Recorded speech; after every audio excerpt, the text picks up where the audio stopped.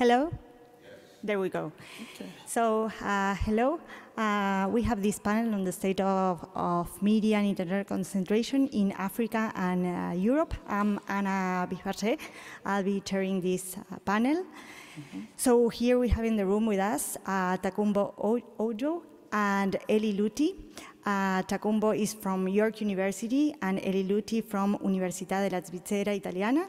And we have on Zoom our colleagues from South Africa, Yolandi Botha, George Angelopulo, and Petrus Potgieter from the university, the three of them from the University of South Africa. So to start the panel, I give the mic to Tokunbo Ojo, who will present ownership and market trends in the Nigerian mobile wireless sector. Good afternoon, everyone. Good afternoon, everyone. I'll be sharing some insight on Nigerian mobile wireless sector, looking at what has happened in the last 10 years. Just as a bit of background, before 2000, mobile phone, as well as the fixed phone line, was actually the toys of the rich 1% in many African countries, in particular Nigeria. Just imagine, in 1999, there were less than 35,000 mobile phone subscribers in the country of 120 million people.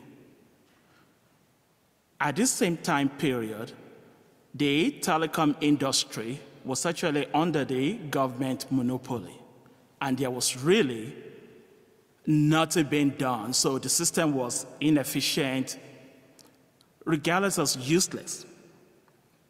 But today, when you fast forward to 2022, Nigeria is actually considered to be one of the top 3 telecom markets in Africa. Based on the data, at the end of June, there were over 200 million mobile phone subscribers in the country. The mobile penetration is currently around 95% across the country. So, just to put it in the context, before 2000, the population was 120 million. Currently, the population is about 215 million people. The turning point that actually made Nigerian telecom to be among the top 3 markets on the continent started in the year 2000. Next slide, please. In the year 2000, with a return to the democratic rule, the government decided to open up the telecom market, and they did the option for the GSM line, which basically is the global system for mobile communication. So 3 players actually joined the market. One of them is the MTN from South Africa. The other one is Econet from Zimbabwe with local partner. And the third one is actually the local investor. In the process of doing the option, the government also decided to give the 4th license to the government agency. So 4 new players joined the market in 2000. By the end of 2001, 2 of the newly licensed ones began the operation. The third one, the local one, didn't start the operation due to administrative and legal issues, so they couldn't start. And at the end of the day, it evolved to what is considered to be the Glo Mobile, which began operation 2 years later. So by the end of the year 2001, there were close to 260 mobile phone subscribers. So just keep that number in mind, 35,000. Year 2001, you got over 250,000. So specifically, the number is actually 267 million 27,000 subscribers by the end of 2001. Next slide, please. Just to give you a snapshot, 4 years into the process, this is how the market looked like in terms of the market share. One thing that I want to underscore here is this. If you look at the year 2004, you will realize that Econet has disappeared. It became the V-Mobile, which essentially means that it was taken over by Vodacom, another South African company. There were backstory, which I don't have the time to get into. But one of the stories behind that transaction actually came down to the question of disagreement between the Econet and its local partner. And there were questions of corruption and all sorts of things.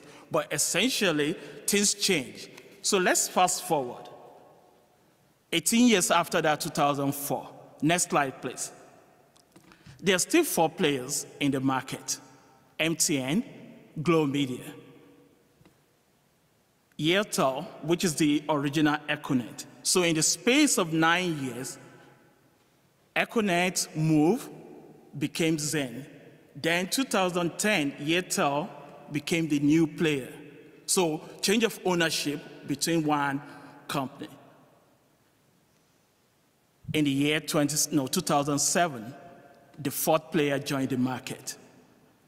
One thing that is important to also underscore here, it's a growing market. The number of companies in the market might not be more than 4, but the market is growing, it's changing, and as you can see, in terms of the subscription number, 206 million subscribers as at the end of June. And if you look at the revenue also, you could see that this is a big market because based on the local currency, the revenue coming from that sector is almost larger than the annual budget of the whole country. So that on its own tells you a lot of what is going on in that sector. More importantly, one thing that I also want to underscore here, unlike what was in place before 2000, the mobile phone was basically the toy of the top rich people. Right now, it's available to everybody. It's considered to be the social necessity that everybody must have. Argument could also be made in terms of cost of maintaining those mobile phones, but that's a different paper on its own. But one thing I also want to emphasize here, when I'm looking at the market itself with the focus on the market, next slide, please. When I'm looking from the 2011 up to last year, this is the market share for each of those players. And I want to also pay attention to the red, the column with the red figures, the HHI index for that market. You could tell there hasn't been much change. But one thing I also want to point out to you here is this. When you look at the MTN, it appears that every year, with the exception of 2013 to 2014, that it was actually dropping in terms of number of the market share. And if you just take that number the way it is, it appears to us that, wow, this is a highly competitive market, that people are breaking the monopoly and the control of the MTN.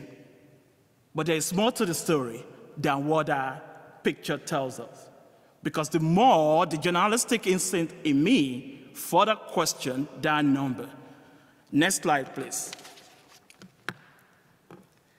If I use this slide as the entry point to also understand the market share, it provides a different picture. The regulator provided a number based on the number of subscribers. So the previous slide, based on the share of the market, was based on the number of subscribers. But by the time you start using the revenue, it provides a different picture. If you look at the overall sector revenue, and look at the annual revenue coming from MTN, and you look at the percentage share of MTN revenue to the overall sector, it's a different picture. For that last 5 years, 2017 up to 2021, you can see increase. So which also points in a different direction. So if at the end of last year, MTN alone has almost 54% of the revenue, you have 3 other players contending for the remaining 46% of the revenue. That already tells you MTN actually has the dominant market power in that sector. If I also do it in a different way, let's go to the next slide.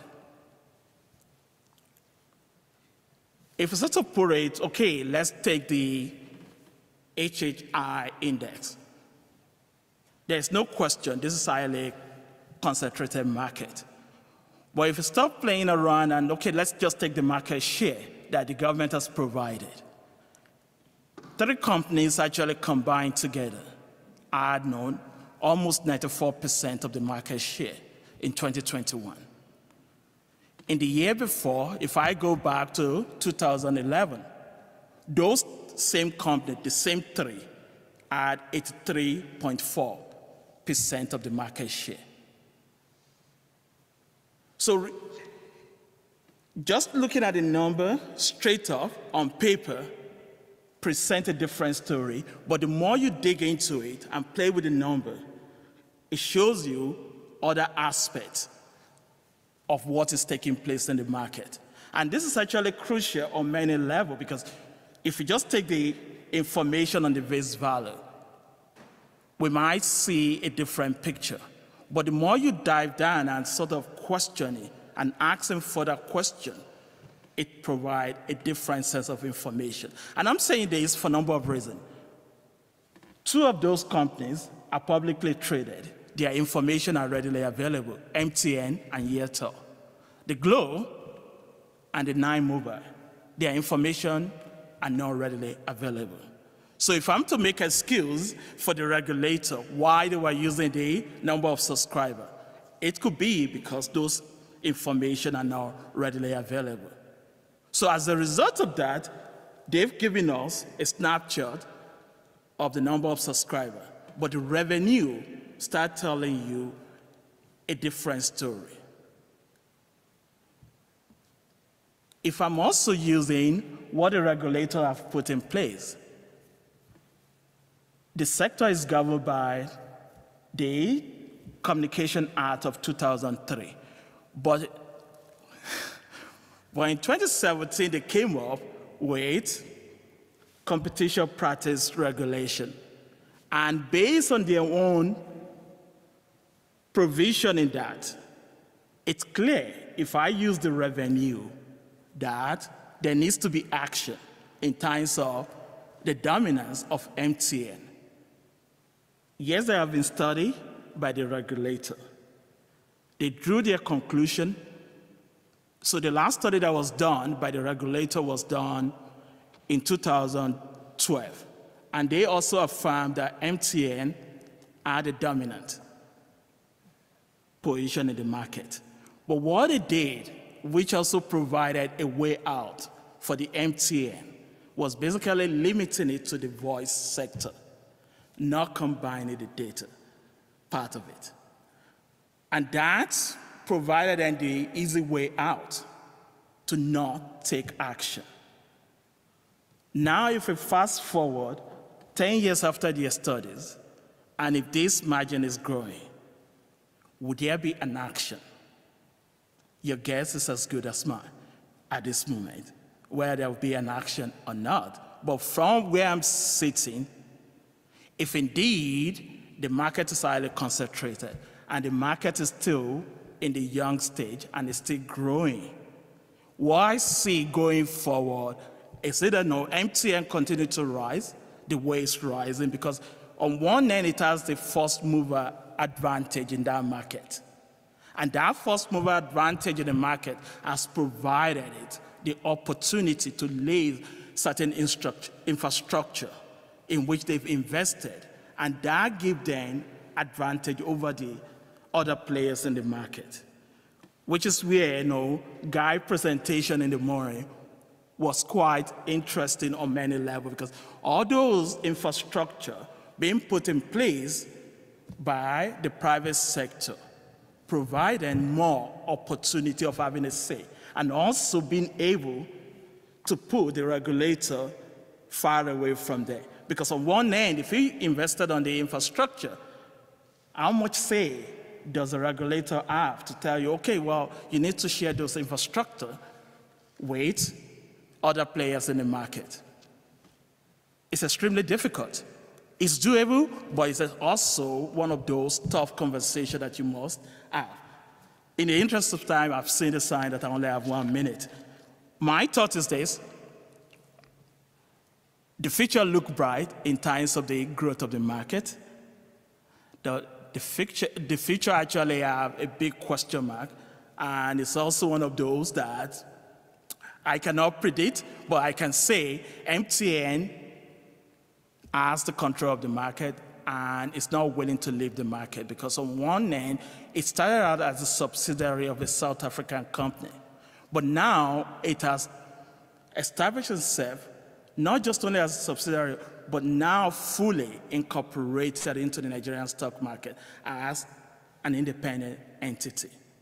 So which tells you really it's not a market that it will walk away soon. It's a market that is ready to hold on tight. So thanks a lot.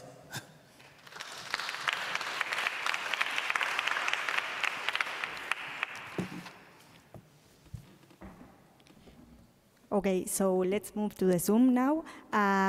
George and Petrus will present Measuring Media Concentration in South Africa, 2015-2021.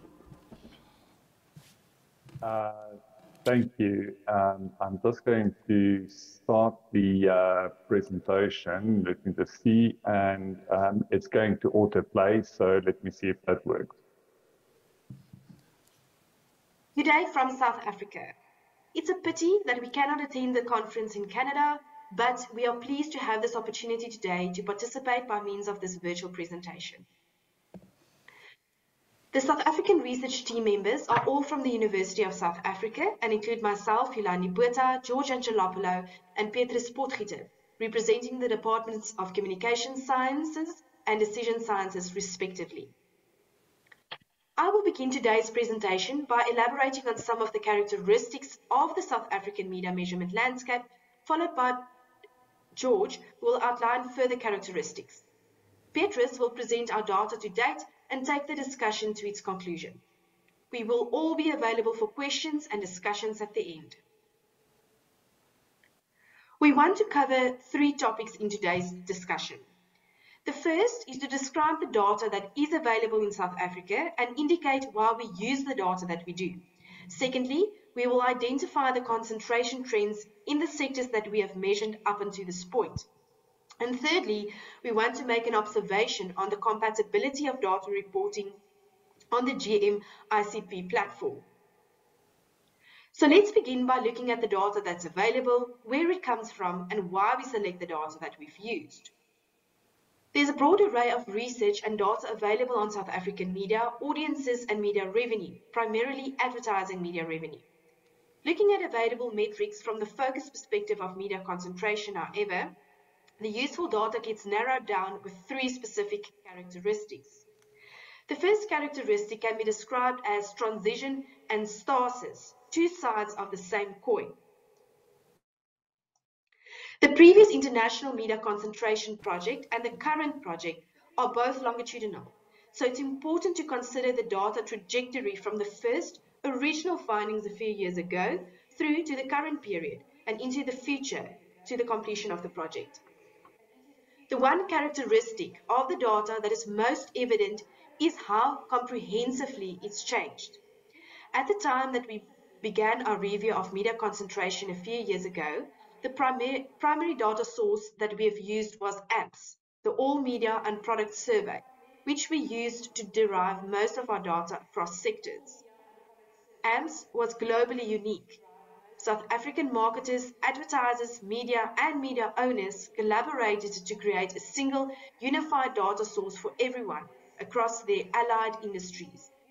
AMS was a national survey that measured almost everything: media audiences. It gave some insight into the national and regional populations. It gave insight into media programming, ad spend by advertiser, and even by individual products. And it identified product exposure across media. It was a comprehensive data source that gave an incredibly dense and integrated view of media, marketers, their products, and media audiences as they existed at that time. However, by 2016, AMS had finally become undone. AMS had become too limited in a massively diversified media world. International companies, particularly digital companies, became active in South Africa but saw no benefit in participating in the study. There was disagreement on research costs, and research requirements within individual sectors became more specialized and less relevant to the other parties. The 2016 date is significant because it is when we can identify a clear transition, even if that transition began earlier in parts and continues to this day in others. It is also a point in time after which we can start using internally consistent data, and for that reason we date our presentation 2017 to 2021 and not an earlier date. A cause and the inevitable consequence of AMS's demise was that participants in the original project converted to their own funding, data collection and reporting platforms. A key player in the AMS project was the marketing industry, and through the Marketing Research Foundation, they continued with the Marketing All Products Survey, or MAPS. The Broadcast Research Council of South Africa began with studies named TAMS, RAMS, and the Establishment Survey that looked specifically at television, radio, and some integrated data across media, markets, and audiences. The print industry began a series of research programs that include the Publisher Audience Measurement Survey, or PAMS, and they collaborate on related projects like Media Imperatives and, for example, Fusion, which looks at integrating data from multiple sources. There are many other research products, each with its own focus area. So, for example, Spark Media, one of the dominant players in the local newspaper market, conducts Roots, its own media and market survey. There are others as well. Our primary data source in the previous media concentration project was Nielsen's ad index, which in the interim transitioned to WizAd, aligning with Nielsen's international suite of media ad revenue data. This remains our primary data source for many of the media sectors this time around. WizAd measures ad spend at rate card rates without factoring in discounts, and it derives its data directly from media owners. So, methodologies and data in the separate media sectors are deeper and possibly more appropriate to those sectors, but there are now also more silos with information that become difficult to translate across media sectors, particularly where the focus is something as esoteric as media concentration. The flip side of transition is stasis.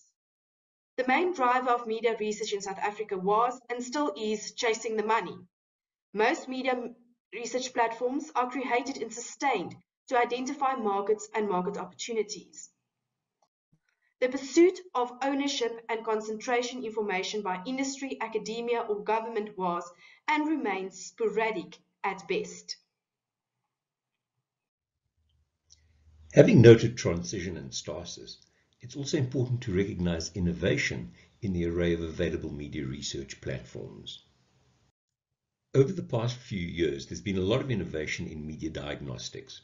For example, the marketing industry's Market All Product Survey generates deep insight into cross-tabulated product and media consumption. The radio audience measurement offers a 7-day audience diary across demographics and generates quarterly reports on its findings. The television audience measurement uses people meter technology to generate daily data. Recognizing that there's insufficient data across media sectors in the advertising industry, Fusion is being created to integrate media data and digital consumer behavior. Mostly these measurement tools focus on media, audiences, and data that's helpful to advertisers in the marketing industry. But they have limited value if you want to identify competitive media revenue and financial performance, acting only as a proxy for the comprehensive insights that we are looking for in our research.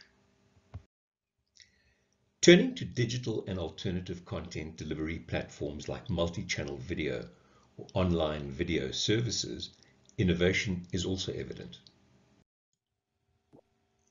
The Interactive Advertising Bureau looks at digital advertising, but its data so far gives very limited insight into digital concentration. But we anticipate improved digital concentration indicators later this year in September. The third characteristic that's evident in South Africa's media metrics platforms is that they reflect the socioeconomic landscape of the country. Both its media and the diagnostics that analyze its media reflect South African inequality. The country has the highest national coefficient on the Gini index, and a massive proportion of the population doesn't participate in the formal economy.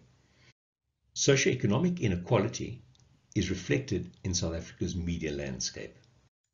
In recent years, we've conducted studies that flip the focus of media concentration from owners to audiences, and to look at the access that individual South Africans have to the media. Access to diverse media sources depends on socioeconomic factors and where you live. Only the higher socioeconomic groups living in metropolitan areas have some degree of diversity in the media that they have access to. Amongst rural and small town populations, and amongst lower socioeconomic groups, there's very limited diversity of access. This is evident in this slide, where the red indicates restricted media access, the orange intermediate variety, and the green a diversity of media access in magazines, newspapers, television, and radio. The one variable that is changing this is digital access, and we hope to identify this as our study evolves. So what we see are thriving media and parallel research industries in South Africa's active economy, but declining measurement at the peripheries of this economy. So in conclusion, from the full array of media data, only a subset offers valid concentration data. We use ad spend data because these allow sector-wide revenue comparisons, and in future we will expand to other sectors with ad spend and other data sources.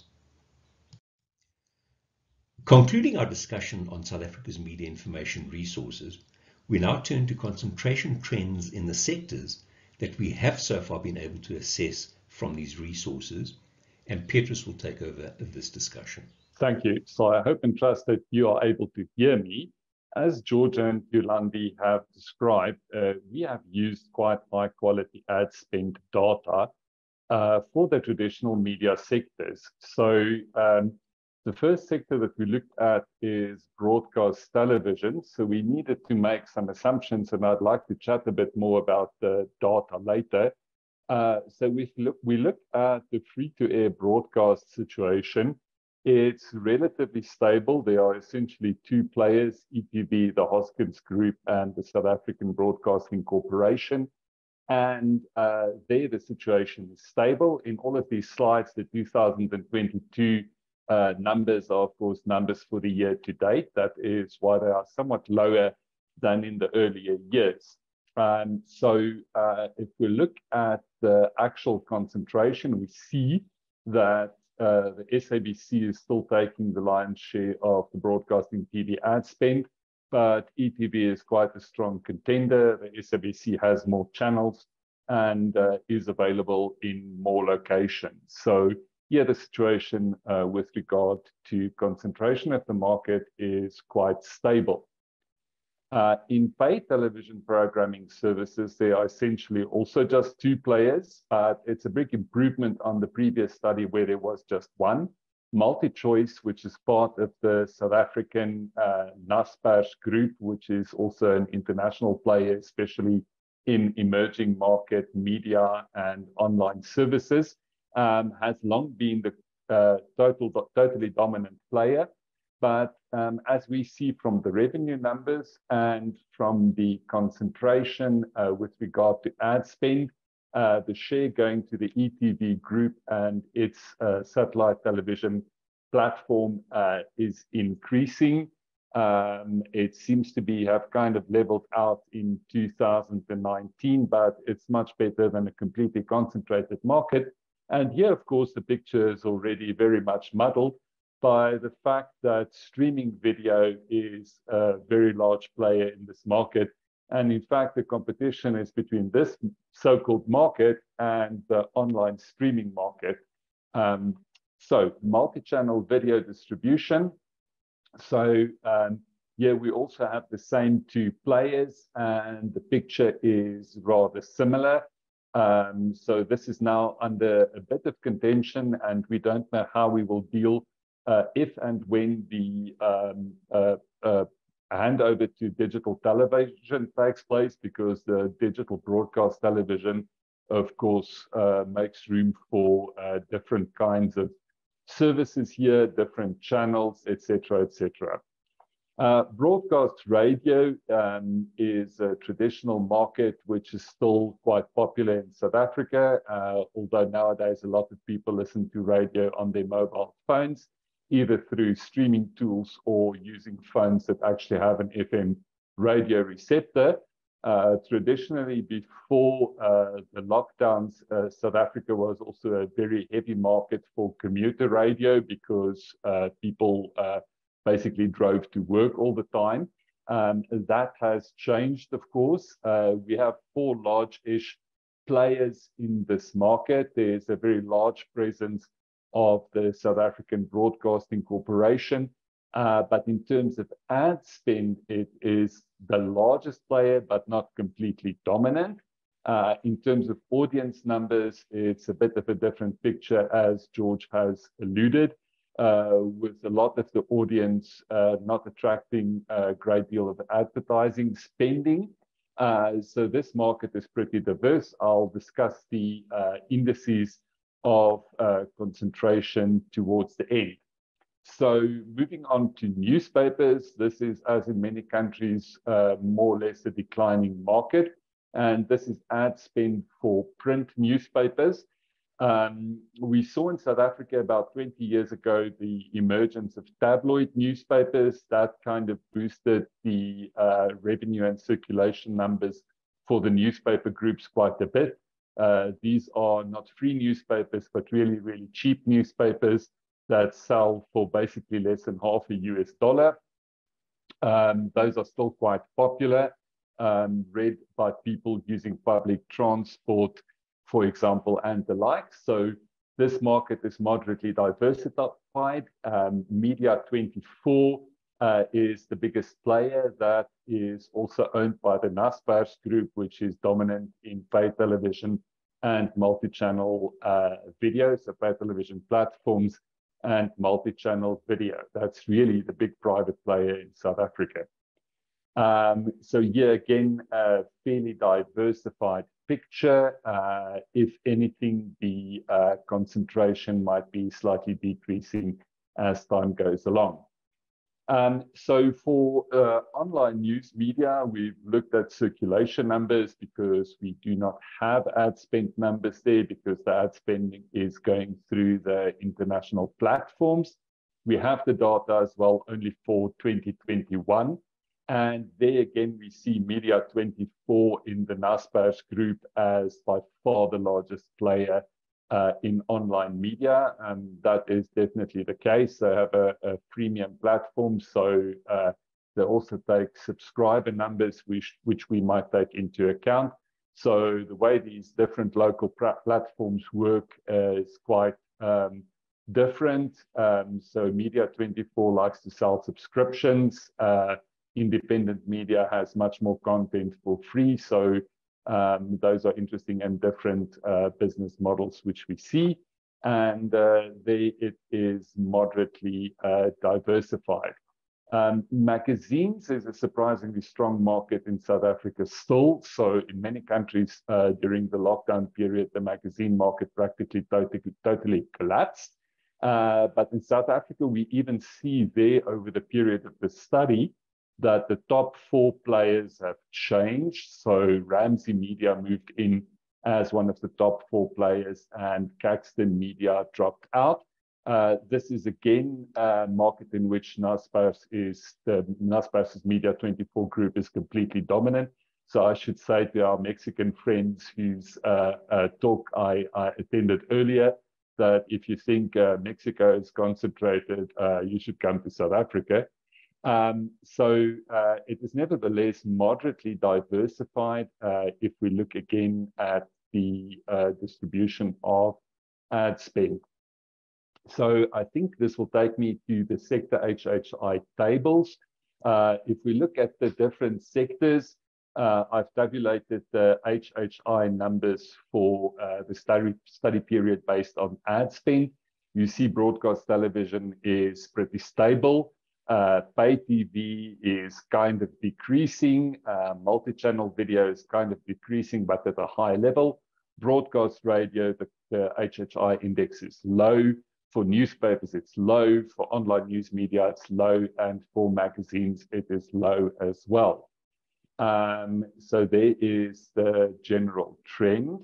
And if we count the voices in each sector, so those are distributors which have more than 1% of the ad spend, or in the case of online news, of the circulation numbers or impressions.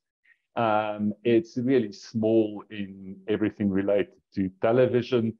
In radio and newspapers, it's fairly high, and in magazines, it is actually quite high, which we saw in the size of the other components in looking at the magazine sector itself.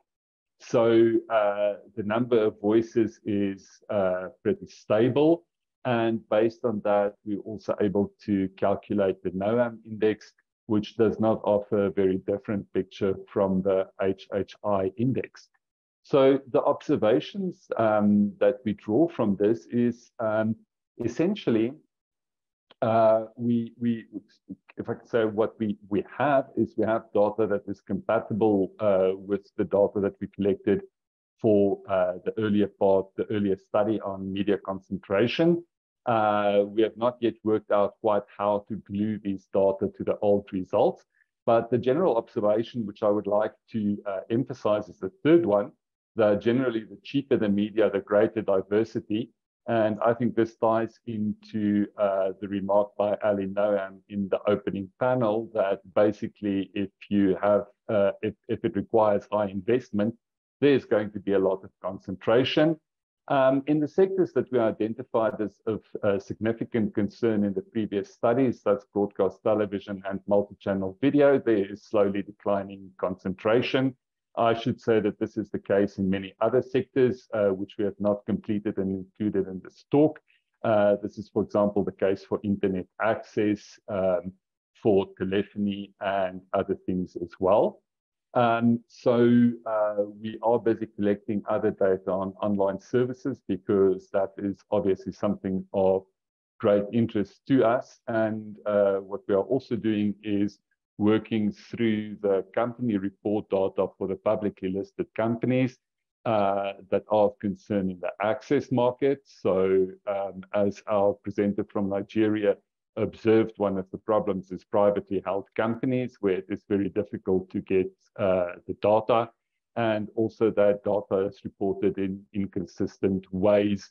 For example, some companies just dump all fixed line revenue together, whether that is telephony or internet access. Petrus, sorry to interrupt. Yes. Could you start wrapping up your presentation? I'm wrapping up. This is my last slide.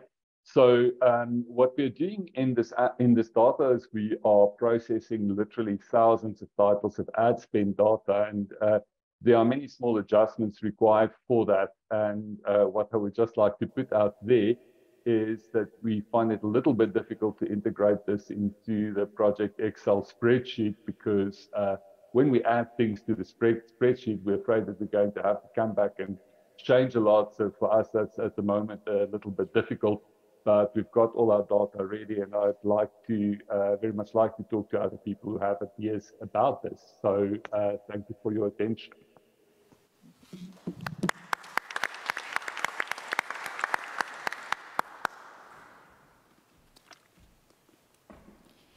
Okay, and now we have Ely Luthi. She will present Swiss media markets, wireless, wireline, and broadcasting among regional, national, and transnational forces, 2018-2020. So, good evening, everyone, also from my side, and thanks, Anna, for chairing this panel. So I'm presenting today also in behalf of my colleagues, Sharon Zalera and Gabriele Balbi, who unfortunately cannot be here. And in this presentation, I will mainly focus on, I will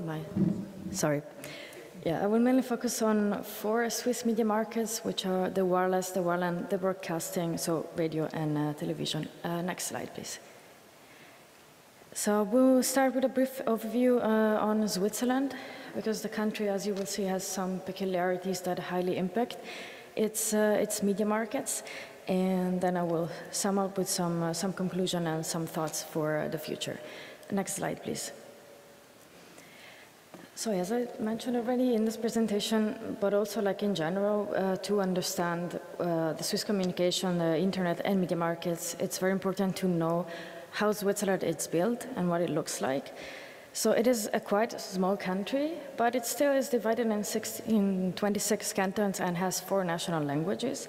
So it's a series of peculiarities that highly impact and shape the media and internet markets.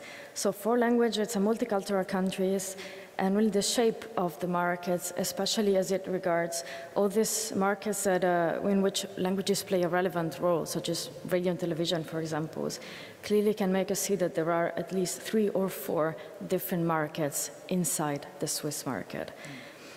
And also given the fact that Switzerland is a quite relatively small country, it is highly influenced by the neighboring countries. So each linguistic region has its shares linguistic commonalities with other countries. For example, for the German region is with Austria and Germany, France for the French-speaking region, and Italy for the Italian-speaking region. Next slide, please. And another factor that also influences the Swiss media markets is the composition of its population. And if we look at the Swiss population in 2020, it counted slightly more than 8.5 million people. And out of this, slightly more than 2 million people, so that's 25.5% of the population, are actually foreign nationals. That means people that have a strong connection with other countries. And also, if you look on the right side of the slide, 40% of the whole Swiss population, so both Swiss nationals and foreign nationals, have a migration background. And this increases also the number of people that have connections with other countries and abroad. And as we'll see later, this has a quite big impact on some of the sectors that are under analysis. Next slide, please. So if we start with the wireline sector, we can see that the market is mostly dominated by Swisscom. The story of Swisscom is very long. I will keep it quite short. It started as a public company, which became private about around 30 years ago, but it's still owned at 51% by the Swiss Confederation. So basically, it's a private company that actually offers a public service for what regards the wireline sector. And we then have 2 other big players, which are UPC and Sunrise, and a series of smaller players. And all the data that you can see here are based actually on the number of contracts. And if we look indeed on this number of contracts that are active at the moment nationwide, we can see that they are constantly shrinking, and there is actually a loss of 8% over the last 3 years. That can seem small, but it's actually pretty consistent. So the wireline sector, we can definitely see it's dominated by Swisscom, but it's not as concentrated as the wireless sector. Next slide, please. Yeah, the wireless sector, in which Swisscom is always the most dominant player, but here we see Sunrise is playing a much stronger role compared to the wireline sector. We see UPC is not here, in this sector, and we also have a strong player, Salt, which was absent from the wireline sector. So overall, this sector is much, much more concentrated compared to the wireline sector. And as it regards the number of subscribers, we can see they're constantly increasing, although with a rate of around 2% over the years.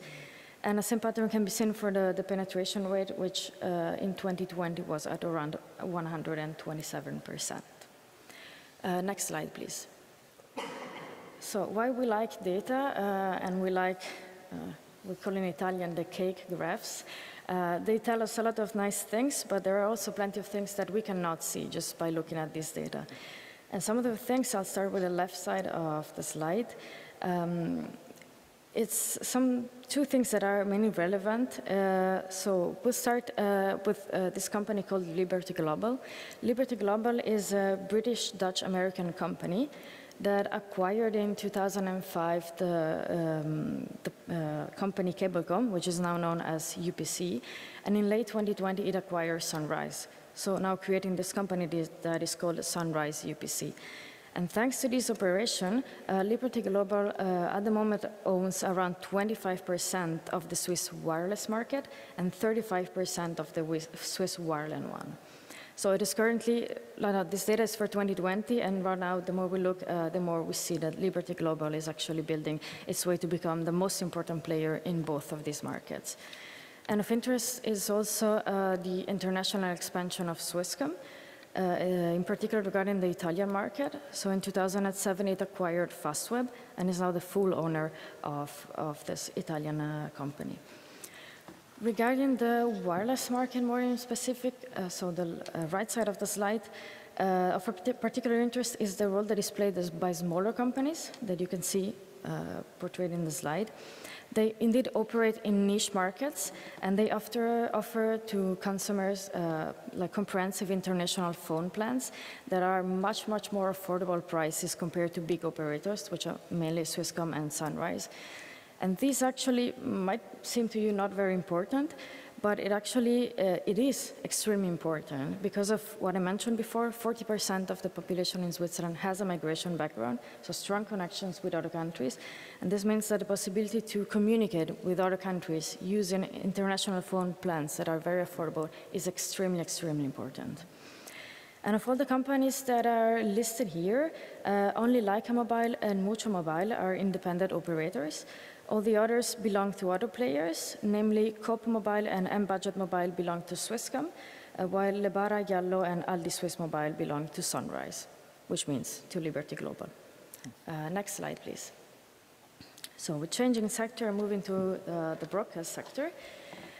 First, before going more into depth with radio and television, I would like to point out the importance of public funding in Switzerland. So public funding, it is collected through a yearly fee that is paid by every household and company in Switzerland. And this counts for around 1.27 billion Swiss francs, which at today's rate are 1.72 billion Canadian dollars, or 1.32 billion US dollars, if you prefer. And most of this funding, as you can see on the slide, is directed to public service radio and television, which is operated by a national company, which is called SRG. And this company is divided in 4 smaller companies, so one for each linguistic region. So overall, SRG operates 17 radio channels and 7 television channels nationwide.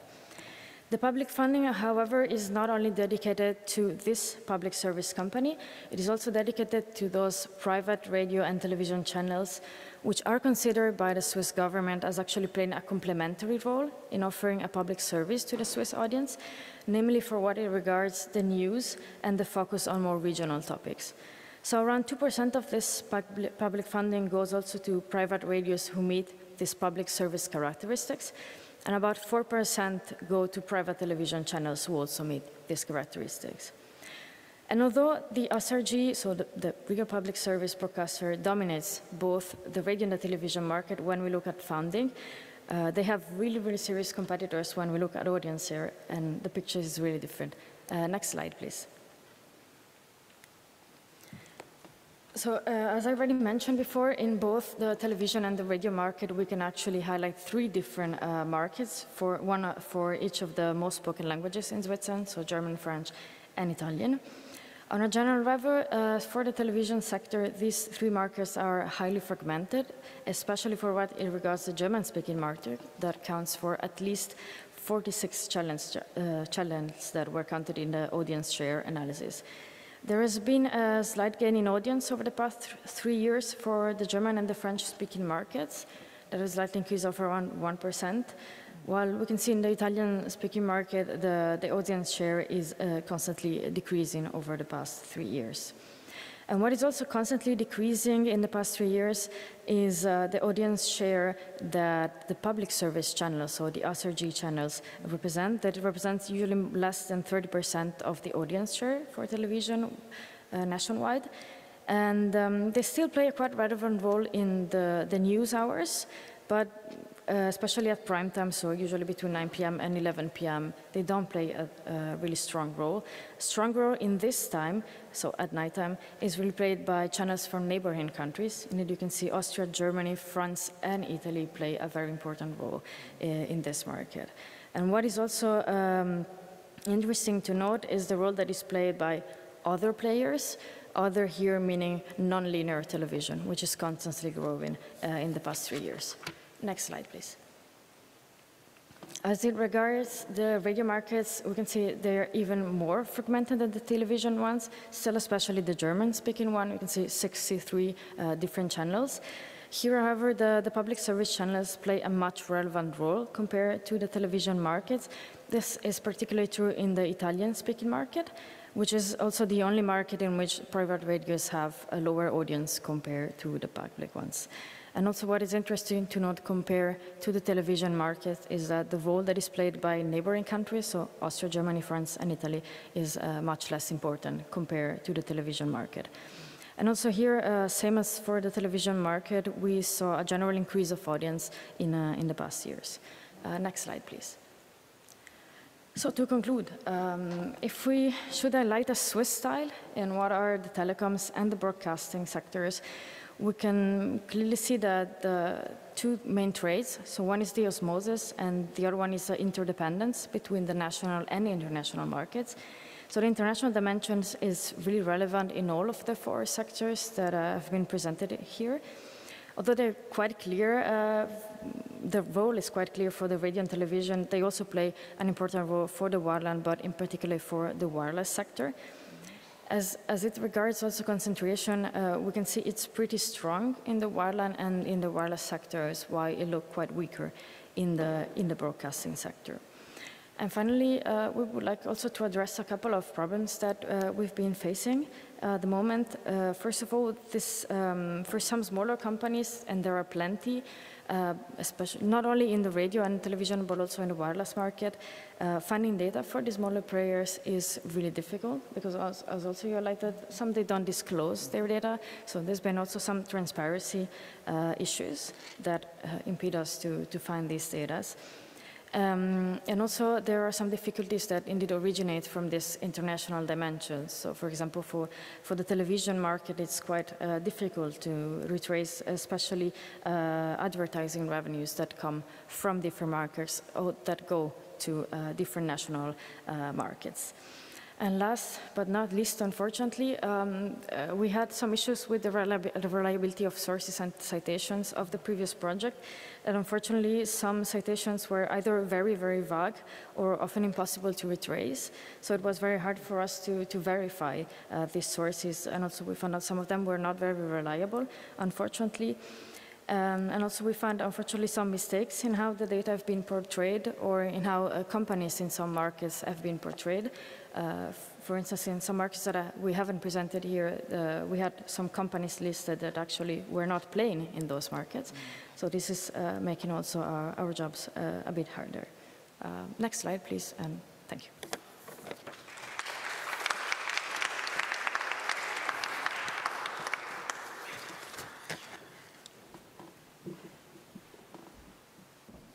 Okay, thank you all for your presentations. We have 10 minutes for discussion. So I invite all of you here in the room, if you would like to ask some questions, to go to the mic. And I invite as well people attending virtually. You can write your questions on the Q&A, and I will read it loud here. Thank you. Anyone?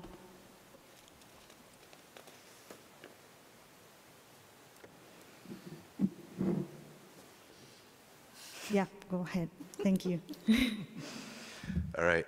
Well, some great presentations. Thanks a lot for bringing the final panel home with such style and informative observations on each of the countries that you examined here.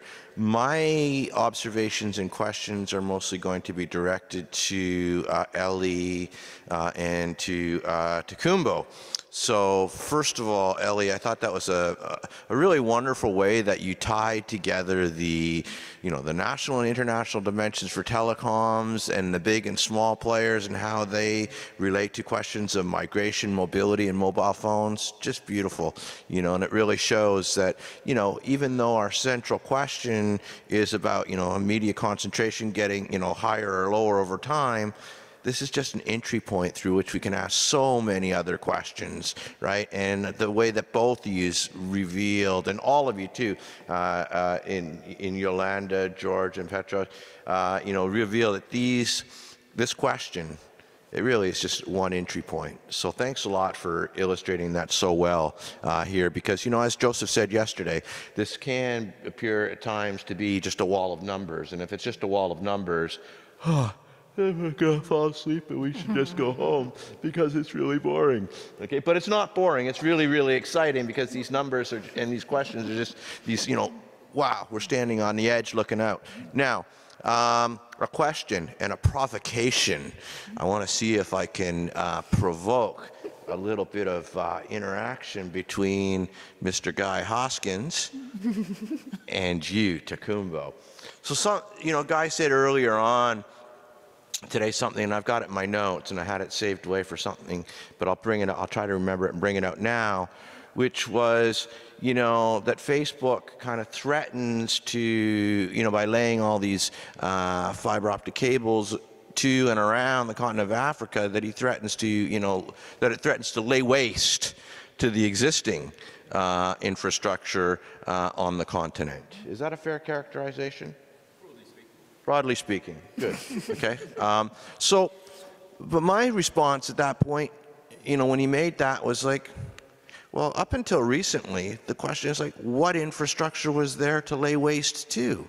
It really wasn't until companies like Liquid Sea, I believe, brought the fiber, really developed fiber cable to the continent and to South Africa, and then mostly to, wealthy gated communities and so on and so forth. But, is, the role of Facebook in laying out cables and so on like this to Africa, is it the threat that Guy seemed to intimate it was, or is it exactly the kind of things that Facebook is doing when it lays new cables to the continent and joining other new actors like Liquid Sea and, basically wiring up the continent? It has been, as your data really shows, up until the 1990s, basically left abandoned when it comes to, telecommunications development, right? So basically, threat or useful prod after a century and a half of delinquency. Can I just interject, just to add a little bit of nuance? I was referring specifically to the existing undersea cable consortiums within which there are a great number of African actors. So the two Africa cable would usurp those specifically, but in terms of their interconnection with terrestrial infrastructure, then you can obviously see that it would be a tremendous impetus for those developments, but that it would replace necessarily, because of the massive increase in capacity, the existing subsea cables, just to clarify that point. Big question. the question is complex and the answer to it is no, that straightforward or easy response. But one thing I would say about Facebook or metadata, whatever name that they are using these days, they are saying the long-term goal. Because when you're thinking about the way in which many Africans actually use WhatsApp, it's a way of bypassing the telecom that you actually, the wireless industry that you are paying for.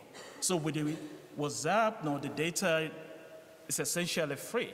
And with the voice over it also. So for Facebook, it's a long-term goal, putting those in place. How that will actually be in another 5-7 years will be a different ballgame. And the reason why I'm saying how that will be in the next 5 years comes down to the fact that some African governments are also becoming smarter, in which now they are seeing those WhatsApp, all those mobile transactions as a way to generate revenue, in which they are putting taxes on it. So how that plays out politically in terms of restricting the flow of information is up for debate. How that also plays out in terms of the revenue. How do you track that? Because virtually all or most of the so-called mobile operators are also getting licensed to also start operating the money transfer services. Likewise, some of them are also getting license for the digital terrestrial television. So in the case of MTN, already secured one in 2015. I think about a year or two ago, they also got the approval to start doing the. So really, they are competing interests. But what that is important to emphasize here is this: none of them is doing it for corporate social responsibility or greater good of the population. It's about taking over the market. It's about getting the audience, about getting a return on investment. But you're actually playing that, let me be the first one there, and I can negotiate. Because one of the things that we've seen over the years also, as people are also moving out of the fixed line, some of those structures are being taken over by other operators. So in the case of MTN, sometimes they are selling some of their own infrastructure to the smaller player. So really, there's an end goal for each one of them. But in terms of the answer, to be honest, I don't have the right response. It's just for us to wait and see and continue to follow the trend. I think George actually has something to say. That's me, actually. Thank you for that. I just want to jump in quickly and remind the audience, if they are not offended, that Africa is not a country. So Africa is quite big, and I'm not really concerned about these cables because Africa has a lot of connectivity. We have cables now going directly across to South America. We connect to the connection point in Madeira, which also connects to Europe and to North and South America again. And we connect to the Red Sea interconnection point of the east coast of Africa. And we connect directly to India and to Singapore. So it's kind of difficult to monopolize that. So sorry to say, but I think from Africa, we actually have very good ways of connecting to the worldwide internet infrastructure because we've got oceans all around, and I'm not concerned about this issue.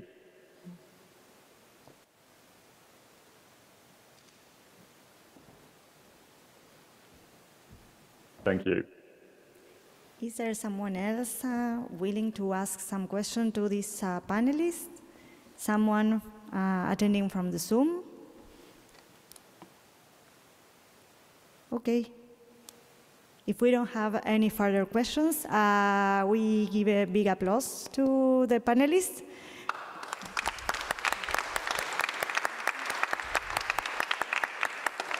Thank you very much.